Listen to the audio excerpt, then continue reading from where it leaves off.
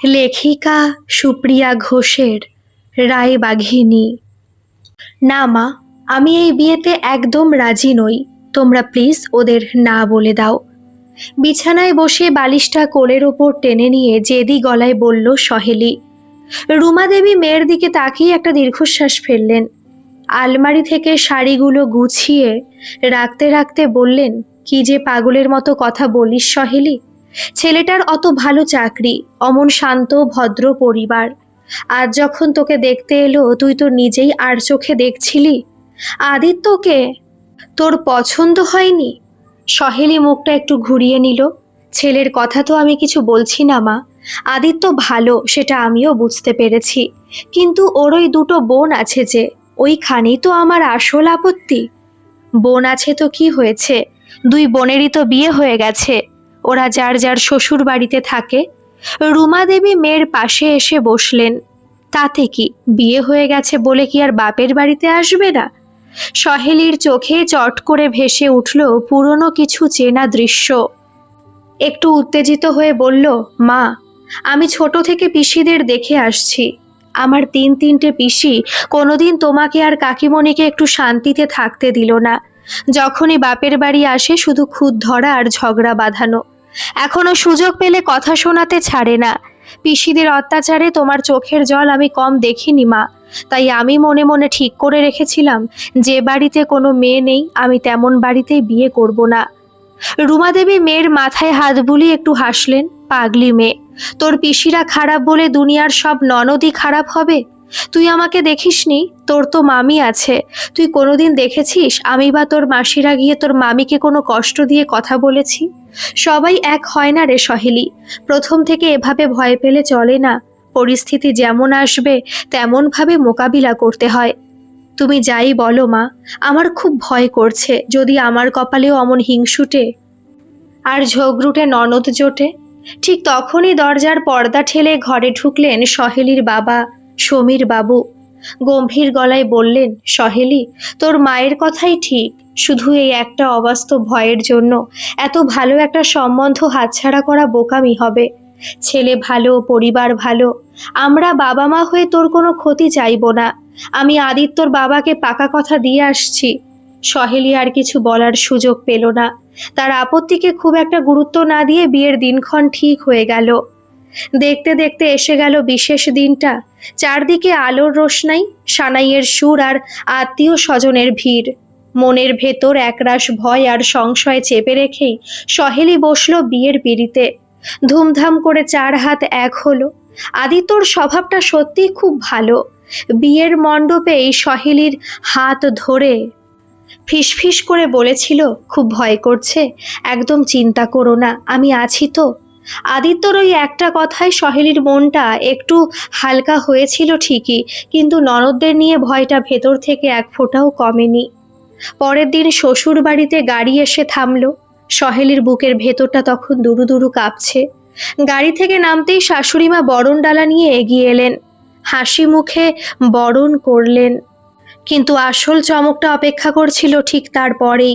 শাশুড়ি মায়ের বরণ শেষ হতেই পাশ থেকে আদিত্যর বড় বোন প্রিয়া আর ছোট বোন রিয়া একসাথে বরণ ডালাটা হাত বাড়িয়ে ধরে ফেলল।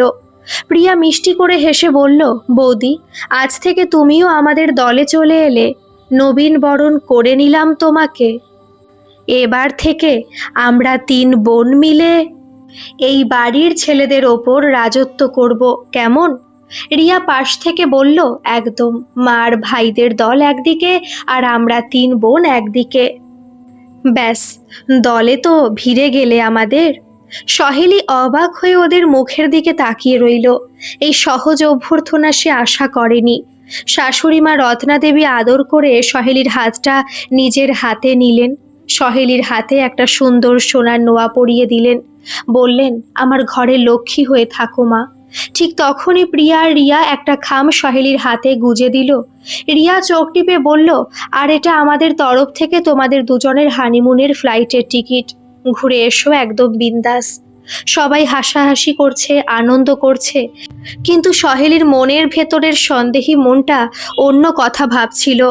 মনে মনে ভাবল, এখন তো নতুন নতুন, প্রথম প্রথম তাই একটু ভালো মানুষই দেখাচ্ছে সবাই। কদিন যাক, আস্তে আস্তে ঠিক আসল রূপটা বেরোবে। পিসিরাও তো প্রথম প্রথম মায়ের সাথে ভালো ব্যবহারই করতো শুনেছি।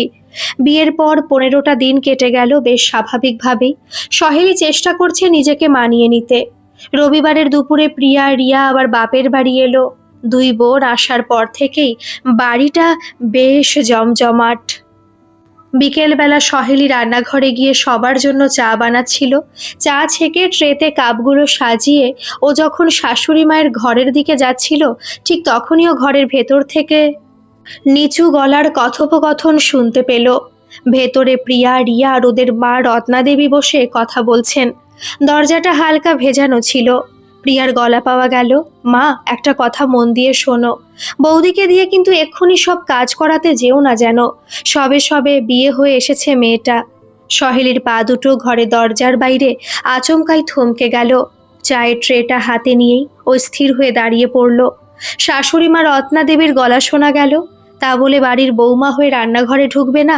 এ কেমন কথা প্রিয়া? একটু হাতে হাতে কাজ না করলে শিখবে কবে? রিয়া সঙ্গে সঙ্গে বলল, না মা, বৌদি এখন একদম রান্নাঘরে ঢুকবে না। বড়জোর তোমার হাতে হাতে একটু সাহায্য করে দেবে, ব্যাস। এই দেখো না, আমার বিয়ের তো 2 বছর হয়ে গেল। আমি কি এখনো শ্বশুরবাড়ি রান্নাঘরে এক নাগাড়ে ঢুকি? আমার শাশুড়ি মাই তো সব করেন, আমি শুধু ওনাকে একটু হেল্প করে দিই। বৌদির ওপর শুরুতেই রান্নার বোঝা চাপিয়ে দিও না।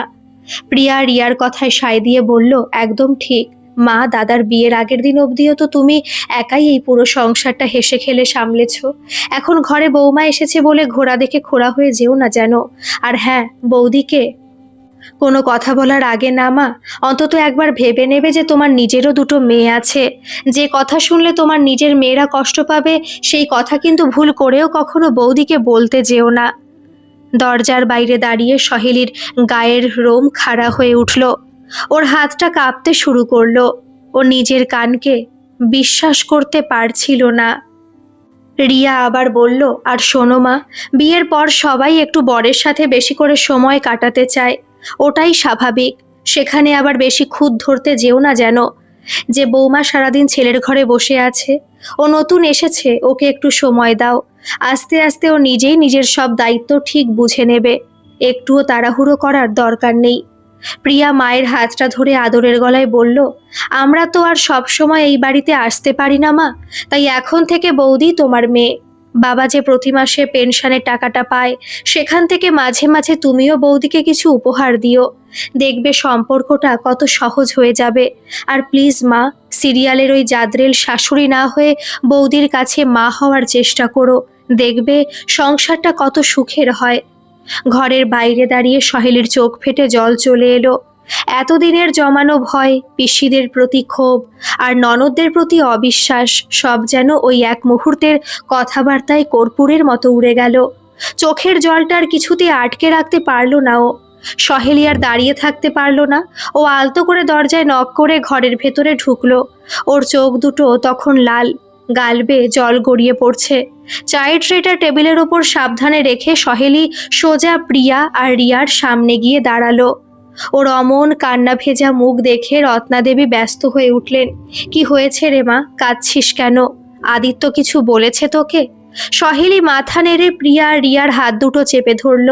ভেজা গলায় বলল, দিদি ভাই, রিয়া, তোমরা প্লিজ আমাকে ক্ষমা করে দিও। আমি দরজার বাইরে দাঁড়িয়ে তোমাদের সব কথা শুনে ফেলেছি। প্রিয়া আর রিয়া একটু থতমত খেয়ে গেল। প্রিয়া বলল, আরে এতে ক্ষমা চাওয়ার কি আছে? আমরা তো এমন কিছু।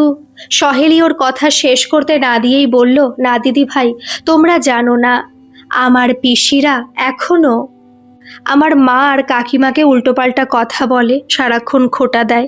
আমি ভেবেছিলাম সব ননদই বোধহয় ওরকম হিংসুটে আর ঝগড়াটে হয়, তাই এই বিয়েতে আমার একদম মত ছিল না। কিন্তু তোমাদের মতো ননদও যে এই পৃথিবীতে হয়, সেটা আমার ভাবতেই অবাক লাগছে। তোমরা কি সুন্দর করে কত সহজে আমাকে আপন করে নিলে। প্রিয়া সহেলির চোখের জলটা নিজের হাত দিয়ে মুছিয়ে দিল। তারপর মুখে একটা চওড়া হাসি এনে বলল, পাগলি মেয়ে কোথাকার, কেন আপন করব না বলতো? তুই তো আমাদের এই বাড়ির ভবিষ্যৎ গৃহকর্ত্রী। তোকে ভালো না রাখলে আমাদের এই বাপের বাড়িটা আগলাবে কে? রিয়া সহেলির পেছন থেকে জড়িয়ে ধরে বলল, একদম, এবার কাদা বন্ধ করো বৌদি, আর চলো সবাই মিলে একসাথে চাটা খাই। সহেলি চোখের জল মুছে হাসলো। এতদিনে ওর মনে হলো ও সত্যি একটা নিজের বাড়িতে এসেছে। সবাই মিলে ড্রয়িং রুমে এসে বসলো। চায়ের কাপে চুমুক দিতে দিতে প্রিয়া মায়ের দিকে তাকিয়ে বলল, মা, বাবা কোথায় গেল? দুপুরের পর তো দেখছি না। রত্নাদেবী বললেন, তোর বাবা একটু ওপাড়ার সমীর বাবুদের বাড়ি গেছে, ওখান থেকে একটু বাজার হয়ে ফিরবে। তোরা বস, আমি রাতের রান্নার জোগাড় একটু এগিয়ে রাখি। সহেলি সঙ্গে সঙ্গে শাশুড়ি মায়ের হাত থেকে চায়ের খালি কাপটা নিয়ে বলল, না মা, আপনি বসুন, আমি রান্নাঘরে যাচ্ছি। দিদি ভাই আর রিয়া কতদিন পর এলো, আপনারা গল্প করুন, আমি বাকিটা সামলে নিচ্ছি। রিয়া সোফা থেকে উঠে দাঁড়িয়ে বলল, আমিও যাচ্ছি বৌদির সঙ্গে, দুজনে মিলে গল্প করতে করতে কাজ হয়ে যাবে। রান্নাঘরে গিয়ে রিয়া যখন আলু ছাড়াতে বসলো, সহেলি চটপট ময়দা মাখার তোড়জোড় শুরু করলো।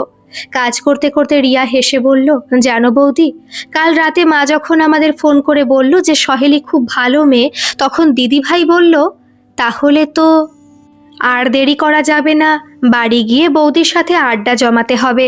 সহেলি অবাক হয়ে বলল, মা আমার কথা বলছিলেন? হ্যাঁ তো, রিয়া বলল, মা তোমাকে খুব পছন্দ করেছেন। আসলে বিয়ের আগে মা খুব চিন্তায় ছিলেন দাদার জন্য কেমন মেয়ে আসবে না আসবে, কিন্তু তুমি আসার পর মায়ের সব চিন্তা দূর হয়ে গেছে। সহেলির বুকের ভেতরটা এক অদ্ভুত শান্তিতে ভরে উঠল।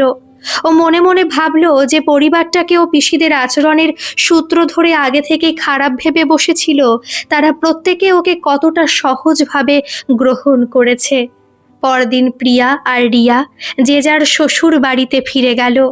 যাওয়ার সময় প্রিয়া সহেলিকে বলে গেল, আসছি রে সহেলি, সাবধানে থাকিস, কোনো অসুবিধা হলে কিন্তু আমাদের ফোন করিস। দুই ননদ চলে যাওয়ার পর বাড়িটা হঠাৎ করেই বেশ ফাঁকা লাগছিল। তবে সহেলি আর আগের মতো আড়ষ্ট হয়ে রইল না। ও নিজের মতো করে এই নতুন সংসারের দায়িত্বগুলো বুঝে নিতে শুরু করলো। রত্না দেবী ওকে কোনো কাজে জোর করতেন না। সকালে সহেলি যখন রান্নাঘরে যেত, রত্না দেবী বলতেন, সবে তো নতুন এসেছো মা, এখন এত খাটতে হবে না, তুমি বরং আদিত্যর চাটা দিয়ে এসো, আর ওর কিছু লাগবে কিনা দেখো।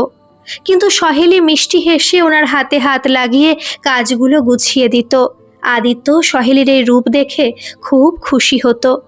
এরকমই একদিন দুপুরবেলা সহেলি আর রত্না দেবী দুজনে মিলে বসার ঘরে টিভি দেখছিলেন। আদিত্য তখন অফিসে। কথা বলতে বলতে রত্না দেবী একটা দীর্ঘশ্বাস ফেলে বললেন, জানো বৌমা, প্রিয়া আর রিয়ার বিয়ের পর এই বাড়িটা কেমন খা খা করতো। আদিত্য তো সারাদিন অফিসেই থাকে, বড্ড একাকী লাগতো। এখন কি সুন্দর দিন কেটে যাচ্ছে তোমার সাথে। সহেলি রত্না দেবীর দিকে তাকালো। সহেলি বলল, মা, আপনি একদম একা নন, এখন থেকে আমি তো আপনার পাশেই আছি। রত্না দেবী বৌমার মাথায় হাত রেখে আশীর্বাদ করলেন। সহেলি বুঝতে পারল সব ননদ যেমন এক হয় না, তেমনি সব শাশুড়িও জাদ্রেল হন না। ভালোবাসা দিলে যে ভালোবাসায় ফেরত পাওয়া যায়, এই নতুন সংসারের প্রতিটা মুহূর্ত ওকে সেটাই শেখাচ্ছিল। বিকেলের দিকে আদিত্য অফিস থেকে ফিরলে সহেলি ওর জন্য চা আর জলখাবার নিয়ে ঘরে গেল। আদিত্য জামা কাপড় বদলে খাটে এসে বসেছিল। সহেলিকে দেখে মুচকি হেসে বলল, কি ব্যাপার, আজ মা আর বৌমায় মিলে কি শলা পরামর্শ চলছিল দুপুরে? মা আমাকে বলছিল সহেলি নাকি জাদুকর, কদিনে পুরো ঘরটা আপন করে নিয়েছে। সহেলি চায়ের কাপটা আদিত্যর হাতে দিয়ে লজ্জা পেয়ে বলল, ধুর, মা বাড়িয়ে বলেন, আমি আর কি করেছি, মাই তো আমাকে সারাদিন কোনো কাজ করতে দিতে চান না, জোর করে রান্নাঘর থেকে তাড়িয়ে দেন।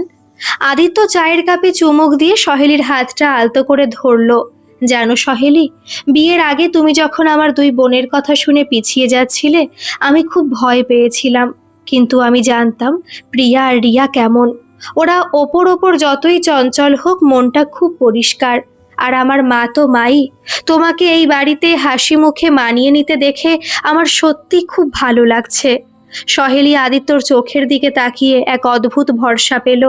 ও মনে মনে ভাবল, সত্যি তো, একটা মানুষের অতীতের খারাপ অভিজ্ঞতা দিয়ে কি পৃথিবীর সব মানুষকে বিচার করা যায়? ওর পিসিরা ওর মাকে কষ্ট দিয়েছিল ঠিকই, কিন্তু আদিত্যর বোনেরা তো ওর পিসিদের মতো নয়। ওরা তো নিজেদের বাপের বাড়ির সম্মান আর সুখটা এই নতুন বৌমার হাতেই সুরক্ষিত দেখতে চায়। দেখতে দেখতে আরও একটা সপ্তাহ কেটে গেল। সহেলি এখন এই বাড়ির রান্নাঘর থেকে শুরু করে বসার ঘর সবটাই নিজের দায়িত্বে গুছিয়ে নিয়েছে। রত্নাদেবী এখন অনেকটাই হালকা, উনি দুপুরে এখন একটু নিশ্চিন্তে ঘুমোতে পারেন।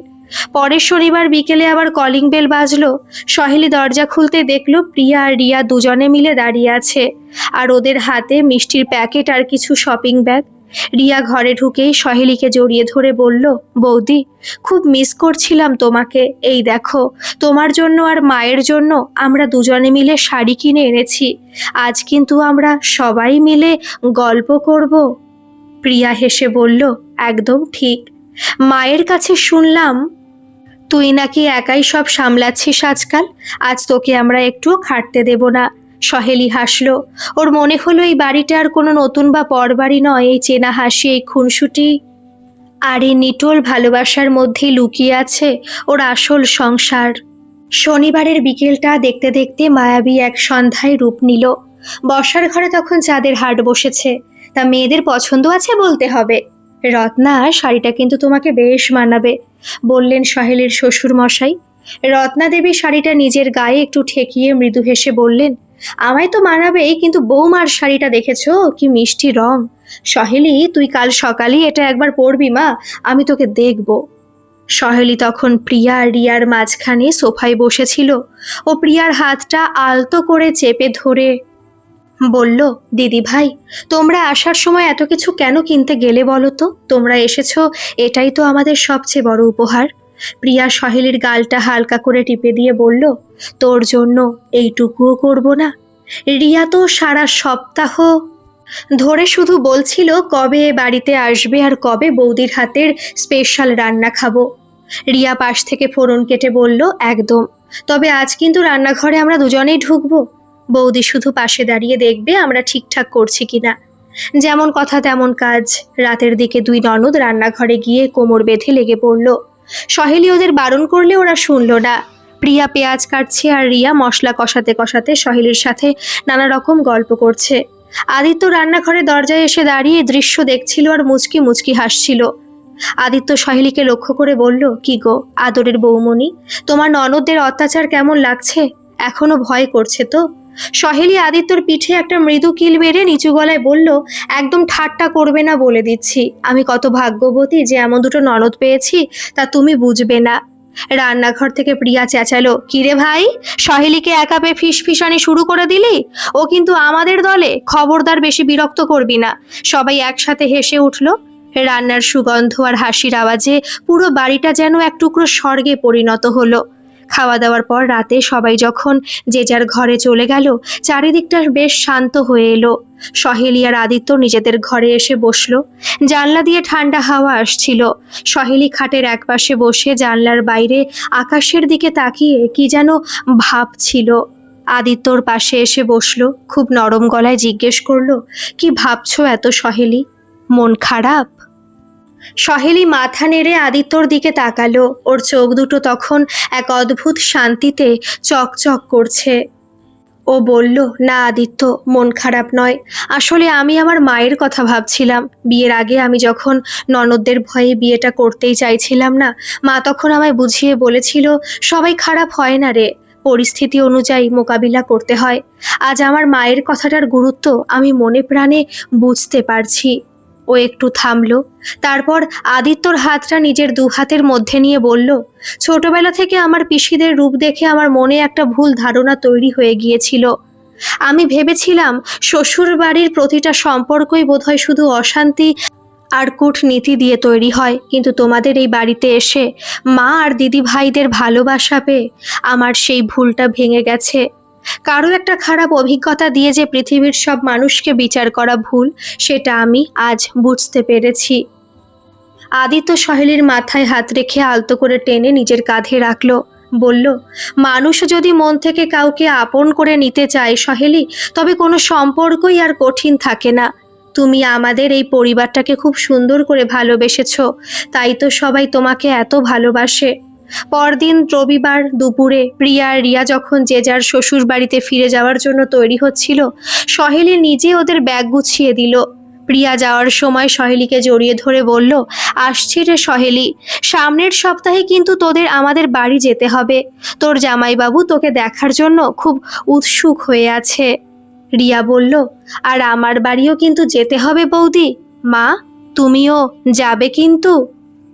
রত্না দেবী হাসি মুখে মেয়েদের বিদায় জানিয়ে দরজার কাছে এসে দাঁড়ালেন। গাড়িটা চলে যাওয়া পর্যন্ত সহেলি হাত নাড়তে থাকলো।